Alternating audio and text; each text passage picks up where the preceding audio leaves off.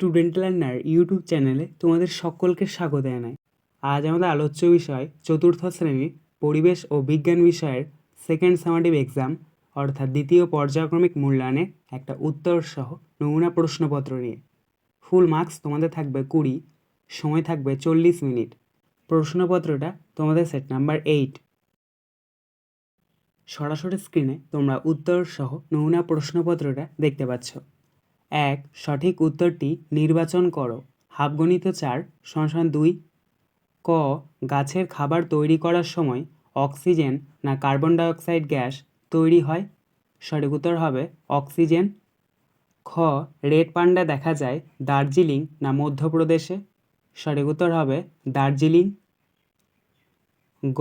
ধ্রুবতারাকে নড়তে দেখা যায় না যায় না? সঠিক উত্তর হবে যায় না। ঘ. গাছ নিজের খাবার নিজে তৈরি করে না করে না? সঠিক উত্তর হবে করে। 2. শূন্যস্থানে উপযুক্ত শব্দ বসাও। 1 × 6 = 6। ক. সূর্যের সবচেয়ে কাছের গ্রহ হলো ড্যাশ। এখানে শূন্যস্থানে বসবে বুধ। খ. চাঁদ একটি ড্যাশ। এখানে শূন্যস্থানে বসবে উপগ্রহ। গ. ড্যাশ প্রথম মানুষের পোষ মেনেছিল? এখানে শূন্যস্থানে বসবে কুকুর। ঘ. আদিম মানুষ প্রথমে ড্যাশ ও ড্যাশ হাতিয়ার তৈরির কাজে ব্যবহার করত? এখানে শূন্যস্থানে বসবে ভোঁতা ও বড় পাথর। ইঙ. পৃথিবীতে দিন ও রাত হয় পৃথিবীর ড্যাশ গতির প্রভাবে? এখানে শূন্যস্থানে বসবে আহ্নিক। চ. শ্বাসমূল দেখা যায় ড্যাশ গাছে? এখানে শূন্যস্থানে বসবে সুন্দরী। 3. একটি বাক্যে উত্তর দাও। 1 × 4 = 4। ক. গন্ডার কোন জঙ্গলে দেখা যায়? উত্তর জলদাপাড়ায়। খ. মানব সভ্যতার সবচেয়ে বড় আবিষ্কার কি? উত্তর আগুনের আবিষ্কার। গ. সবচেয়ে শেষে কোন পশু পোষ মেনেছিল? উত্তর ঘোড়া। ঘ. চাঁদের বুকে কে প্রথম পদার্পণ করেছিলেন? উত্তর নীল আর্মস্ট্রং। 4. দু এক কথায় উত্তর দাও। 2 × 4 = 8।